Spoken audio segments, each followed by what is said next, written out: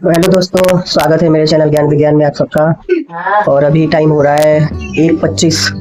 तो मैं अभी डॉक्टर के पास से आया हूँ ब्लड टेस्ट करवा के। सुबह मैं जब उठा तो मुझे बुखार था, ठंडी लग रहा था। तो डॉक्टर ने पहले कहा था कि अगर दवाई से आराम ना आए तो हम ब्लड टेस्ट के लिए सोचेंगे। तो मैंने सोचा भी दवाई है एक दिन की, फिर भी मुझे ब्लड टेस्ट करवा लेना चाहिए। तो अभी मैं और डॉक्टर गए थे, सुबह ब्लड टेस्ट करवा के आए हैं। और शाम को मतलब रात को 8:30 बजे रिपोर्ट के लिए मिला है कि रात को 8:30 बजे तक रिपोर्ट आ जाएगी। तो देखते हैं कि रिपोर्ट में क्या निकलता है क्या नहीं निकलता। मैं तो जो बस मेरे अंदर ये है कि अगर वैसे भगवान करे कोई प्रॉब्लम ना हो, लेकिन अगर बाई चांस कुछ प्रॉब्लम है तो रिपोर्ट में आ जाए। कई बार होता है कि हम चेकअप करवा लेते हैं, चेकअप करवाने के बाद ब्लड टेम्परेचर ले लिया जाता है, रिपोर्ट में आता है, लेकिन रिपोर्ट में सब कुछ नॉर्मल होता है और दवाई भी सूट नहीं करता है। ऐसा बहुत लोगों के साथ होता है, जिसके साथ हुआ होगा ये सारी चीज़ें तो उनको पता होगा, और मैंने भी ऐसे बहुत लोगों को देखा भी है।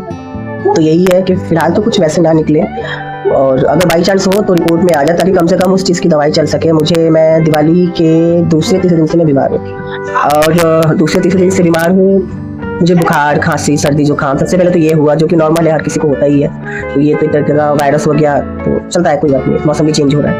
लेकिन उसके बाद में फिर जुकाम, खांसी जा नहीं रहा है, बुखार भी नहीं जा रहा है, पैरों में भी दर्द हो रहा है, मेरे कफ जम रहा है मेरे चेस्ट में, मेरा बीपी बार बार डाउन हो जा रहा है, हाथ पैरों में दर्द हो रहा है, कभी कभी अजीब सी बेचैनी लगती है, मन चिड़चिड़ा हो जाता है, समझ नहीं आ रहा मतलब। और मैंने बताया भी होगा आप लोगों को अपने ब्लॉग में कि मैं इतनी दवाइयाँ खा रहा हूँ, सेम दवाइयाँ खा करके मैं भी पक चुका हूँ। हालांकि मैं दवाई बहुत जल्दी नहीं खाता, सबको मेरे घर में पता है। मेरे घर में कोई भी बीमार पड़ जाए तो मैं बहुत जल्दी गुस्सा कर देता हूँ कि दवाई लेके आओ, दवाई लेके आओ। लेकिन मुझे जब तक लगता है कि अब मेरी तबीयत खराब है और मेरे को दवाई लेनी चाहिए, नहीं लेनी चाहिए, जब मेरे को लगता है बहुत ज्यादा हो रहा है, तभी मैं दवाई लेता हूँ। जैसे मुझे दवाई लेने का मन नहीं है, तो हालांकि दवाई लेने का खैर किसी का मन नहीं होता, लेकिन मैं फिर भी अपनी बात बता रहा हूँ। तो देखते हैं, शाम को रिपोर्ट आएगा, उसके बाद मैं आपको रिपोर्ट भी आप लोगों के साथ शेयर करूँगा। और अभी मैं खाना खाने जा रहा हूँ। ये आलू पालक की सब्जी है, आलू गोभी है, ये दाल है और ये रोटी है। तो ये खाकर मुझे दवाई लेना है, अभी मुझे बहुत बुखार हो रहा है। और उसके बाद खा के मैं थोड़ा सा रेस्ट लूँगा, फिर बाद में शाम को मिलते हैं, आप लोगों के साथ रिपोर्ट शेयर करूँगा। जब तब तक के लिए बाय बाय। तो हेलो दोस्तों, मैं अभी डॉक्टर के वहाँ से आया हूँ। 9:30 बजे, मैं 7 बजे के आसपास चला गया था रिपोर्ट लेने के लिए डॉक्टर के पास। तो वहाँ एक मामी है, मामी के वहाँ बैठा था, थोड़ा सा चाय वाय पिया मैंने, उसके बाद रिपोर्ट लेने गया। तो डॉक्टर ने बताया कि वैसे तो मुझे कोई प्रॉब्लम नहीं है, बस ब्लड में इन्फेक्शन बताया, थोड़ा ज़्यादा इन्फेक्शन है, और टाइफाइड की शिकायत। मतलब टाइफाइड हुआ नहीं है, पर डॉक्टर ने बोला कि अगर 1 हफ्ते या 10 दिन और रुक जाते, या मतलब दवाई खाने में डिले करता, या चेकअप ठीक से नहीं करवाता, तो शायद टाइफाइड हो सकता था। तो उसकी वजह से उन्होंने दवाइयाँ दी, रिपोर्ट भी मैं आपसे शेयर कर रहा हूँ। और अभी आने के बाद मेरे सर में दर्द हो रहा था, तो चाय पी रहा हूँ ये, और ये नमकीन खा रहा हूँ, डुबू भी खा रही है। हेलो बोल दो।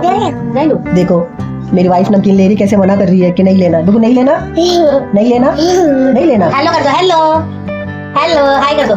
इसका हेलो हाय ना, मुझे सही बताऊं, मैं इसने मुझे कल से इतना तंग किया ना, इतना परेशान किया, इतनी चिड़चिड़ी हो रही है ये कि मतलब मैं क्या बताऊं, बहुत ज्यादा चिड़चिड़ी हो रही है ये। ना बैठने दे रही है, ना खाने पीने दे रही है, ना सोने दे रही है, ना चलने दे, कुछ नहीं करने दे रही है, बस खाली गोद में लो। ऊपर से पता नहीं, तो ये बोलती नहीं है, समझ नहीं आता इसका क्या कहती है क्या नहीं। थोड़ा सा कुछ समझ नहीं आता तो उसमें चिल्लाने लगती है, मुंह नोचेगी, बहुत ज़्यादा परेशान कर दिया है। हालांकि इसकी भी तबीयत ठीक नहीं है, ये भी चिड़चिड़ी हो रही है, जिसकी वजह से ये मतलब बहुत ज़्यादा शैतानी कर रही है, परेशान कर रही है।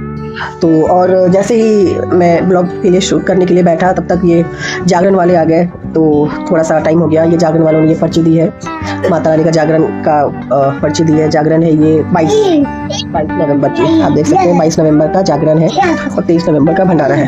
तो मेरे पास कैश नहीं था, मैंने ऑनलाइन 151 रुपये करे। और मैं आपको रिपोर्ट भी दिखाता हूँ, पहले थोड़ा सा चाय पी लूँ, चाय मेरी ठंडी हो जाएगी। तो रिपोर्ट में दिखा रहा हूँ आप लोगों को, ये रिपोर्ट है, ये मेरी रिपोर्ट आई है। इसमें सब कुछ सही है, ब्लड भी ठीक है, बस इन्फेक्शन ब्लड में ज़्यादा बताया और टाइफाइड की शिकायत बताई है। ये आज की डेट है, डेट का इसमें ये रहा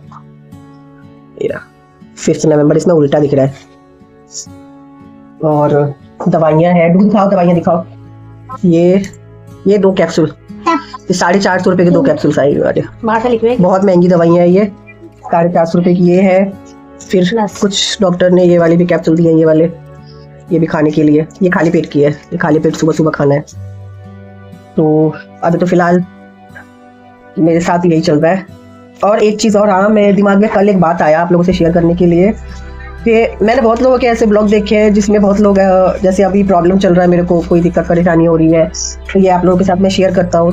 ठीक, ऐसे भी बहुत सारे ब्लॉगर हैं जो बताते थे अपने बारे में कि उनको क्या दिक्कत है, क्या चीज़ नहीं है। क्योंकि देखो, अगर हम किसी को अपना मानते हैं तो उसको हर एक चीज़ शेयर किया जाता है, तो ठीक वैसे ही बताते थे। लेकिन उनके कमेंट बॉक्स में ना लोग बहुत नेगेटिव कमेंट करते थे कि ये सब चीज़ें दिखा के बहुत पैसा कमाते हैं लोग, ये अपनी मजबूरी रोते हैं ताकि लोग सब्सक्राइब करें या डोनेशन दें। तो ये चीज़ अचानक मेरे दिमाग में कल आया कि मतलब ये चीज़ शायद मेरे साथ भी हो सकता है, कुछ लोग बोल भी सकते हैं। तो मेरा ऐसा कोई इरादा नहीं है कि मैं ये सारी चीज़ें अपने प्रॉब्लम्स दिखा के, रिपोर्ट दिखा के, दवाइयाँ, मतलब जो भी हो अपने बारे में बता के, मैं ये नहीं चाहता कि मेरे सब्सक्राइबर ऐसे बढ़े। आप लोगों की मर्जी है, देखिए, जो किसी को पसंद करते हैं जब भी हम उनके लिए कुछ भी करते हैं। तो मेरे कहने का ये मतलब बिल्कुल नहीं है कि मैं अपनी प्रॉब्लम्स आप लोगों को बताऊं ताकि आप लोगों को थोड़ा सा बुरा लगे तो आप सब्सक्राइब करें या कुछ भी हो। मेरा ऐसा कोई इरादा नहीं है। मैंने बस एक शुरुआत करी है ब्लॉगिंग की। मैं सही बात बताऊं तो मैं 1-1.5 साल से, 2 साल हो गए मुझे, मैं शेफ बनना चाहता था। मुझे बहुत सारी चीज़ें आती हैं, मैं शुरू से खाना बनाने में थोड़ा सा ठीक हूँ मतलब। तो मैंने इन सब चीज़ों के लिए बहुत कोशिश भी किया। 1 साल पहले मैंने जो ट्राइपॉड्स होते हैं वो बहुत महंगी चीज़ें खरीद ली, मैंने रिंग लाइट खरीद लिया। पर मैं उसके साथ साथ जॉब भी करता हूँ, ये भी बता दूँ मैं आपको। अब जॉब का जो टाइमिंग है मेरा वो ऐसा है कि मैं 10 बजे मुझे ऑफिस जाना होता है, ऑफिस पहुँचना होता है, यानी मैं यहाँ से 9 बजे निकल जाऊँ और मैं रात को ही 9, साढ़े 9 बजे मैं आता हूँ घर पे। तो उस बीच में मैंने 1 हफ्ता बहुत ज़्यादा कोशिश की कि मैं बहुत मेहनत से काम करूँ इन सब चीज़ों पे। पर जितना आसान आप लोगों को भी मतलब पता होगा कि वीडियो आप लोग जो भी देखते हैं, चाहे आप ये वाला वीडियो क्यों ना देख रहे हो, जितना आसान आप लोगों को लगता है कि वीडियो बनाना बहुत आसान है, उतना आसान है नहीं। और मुझे ये लगता है कि शायद ब्लॉगिंग थोड़ी बहुत आसान हो भी सकती है, लेकिन जो कुकिंग चैनल है या कोई और चैनल है वो इतना आसान नहीं है। कुकिंग चैनल, मुझे लगता है अगर मैं 5 मिनट की वीडियो बनाता हूँ तो उस 5 मिनट की वीडियो में कम से कम नहीं तो 10 से 12 घंटे का स्ट्रगल छिपा होता है।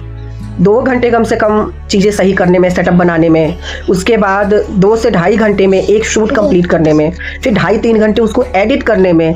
मतलब आप ये समझ लो कि पूरा दिन निकल जाता है एक 5 मिनट की वीडियो बनाने में।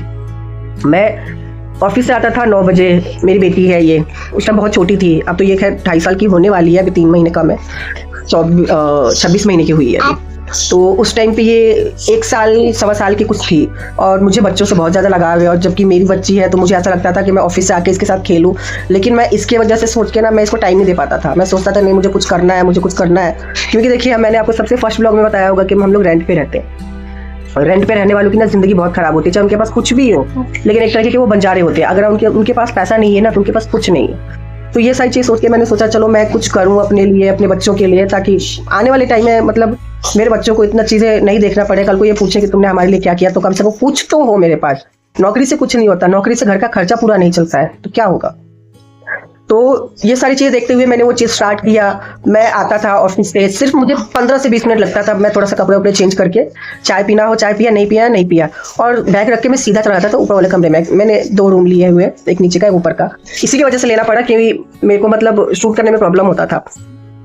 तो ऊपर वाले कमरे में चला जाया करता था। ऊपर वाले कमरे में जाने के बाद मैं रात को 3:30 बजे, सुबह 4 बजे, मतलब पूरा टाइम निकल जाता था मेरा। और कई बार तो इतना सारा चीज करने के बाद भी ना वो वीडियो सही नहीं बनता था। और बाद में मुझे बहुत बुरा लगता था कि मतलब मेरा इतना मेहनत, सारा जो भी मैं चीज़ें खरीद के लेके आता था, पूरा टाइम, मेरी नींद सब बेकार चलाता था। मुझे बहुत बुरा लगता था। उसके बावजूद भी कोई बात नहीं, मैंने हिम्मत नहीं हारी, हफ्ते 10 दिन में लगा रहा, लेकिन उस पर कोई व्यूज़ भी नहीं आते थे और मुझे टाइम भी नहीं मिलता था। तब मैंने सोचा यार कि नहीं, मैं ये सारी चीज़ें नहीं कर पाऊंगा। फिर मैंने इन सब चीज़ों को बिल्कुल ब्रेक दे दिया, बहुत ज़्यादा ब्रेक दे दिया। 1 साल हो गया अब। उसके बाद अब मेरा भाई भी बोलता था और मुझे भी लगता था, मैं दूसरों को बोलता था यार तुम लोग ब्लॉग बनाओ। ब्लॉग बनाना आसान होता है, ब्लॉग में ज़्यादा एडिट करने की जरूरत नहीं थी, अब जैसे वो जो दिखाओ। लेकिन मैं दूसरों को बोल दिया करता था। मेरे अंदर खुद के अंदर ये शर्म थी एक तरीके की कि यार घर कैसा होता है, कैसे दिखाएंगे हम, कैसे रहते हैं कैसे नहीं, मतलब बहुत अजीब लगता है। ऑफिस में तो चलो ठीक है, आप जाते हो थोड़ा नहा धो के कपड़े वपड़े पहन के, ब्लॉग में तो आप जैसे हो आपको वैसे दिखाना होता है। तो ये सारी चीज़ सोचते सोचते ना मैं सोचता था नहीं यार अच्छा नहीं लगेगा, हमारे रिलेटिव भी देखेंगे, अपने दोस्त भी देखेंगे, बाहर वाले भी देखेंगे, पता नहीं क्या सब। डुग्गू तुम मेरा रिपोर्ट फाड़ दोगे बेटा। अभी डुग्गू मेरे रिपोर्ट का कल्याण कर देती है, देखो अलग अलग कर दिया पेज। तो उसके बाद फिर मैंने सोचा, मैंने नहीं, अब मुझे करना है। अब मैं जो भी करूँ, जैसे भी करूँ, बस ये है कि मुझे रुकना नहीं है, मेरे को ये नहीं देखना कि लोग देख रहे हैं मुझे कि नहीं देख रहे, कोशिश करने में कुछ नहीं जा रहा। और जहाँ तक मतलब मुझे लगता है कि कुकिंग वाले चैनल से तो मेरे को ये चीज़ आसान है। हालांकि टाइमिंग इसमें भी लगता है, लेकिन इसमें उतना टाइम नहीं है कि मुझे पूरा 12-12 13-13 घंटे हो जाते थे और फिर भी कई बार चीज़ें सही नहीं होती थी। तो मुझे इसमें कोई दिक्कत वाली बात नहीं है, तो बस मुझे इसमें मेहनत करना है। तो ये चीज़ है मेरे आज की ब्लॉग में। और ब्लॉगिंग में तो देखिए मैंने अभी स्टार्ट किया है, बार बार मैं ये बताता ही हूँ। कुछ लोग कहेंगे कि आप कितने बार बोलते हो एक ही चीज़ को, तो मेरे पास कुछ है भी नहीं ज़्यादा दिखाने के लिए। घर में हूँ अभी फ़िलहाल, मैं तबीयत ठीक नहीं है तो मैं जॉब पे भी नहीं जा रहा हूँ। तो हो सकता है मैं कल से या परसों से ज्वाइन भी करूँ, क्योंकि मैंने ये चीज़ बोला भी था अपने ऑफिस में कि अभी रिपोर्ट आ जाए, उसके बारे में सिर्फ दवाइयाँ चलेंगी, पता लग जाएगा बाकी मुझे हुआ क्या है, बस और कुछ नहीं।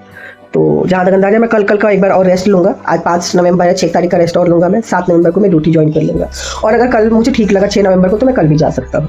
तो ये ब्लॉग मुझे लग रहा बहुत ज़्यादा लंबा हो गया, अभी शूट करते हुए 8-9 मिनट होने गया, 2-2.5 मिनट का पहले ही बना चुका हूँ। तो अब इसको मुझे छोटा करना पड़ेगा, तो ज़्यादा नहीं बोल रहा मैं।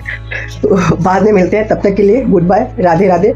आप अपना ख्याल रखना। रुको, राधे राधे कर दो, चलो राधे राधे कर दो, फ्लाइट किस दे दो सबको।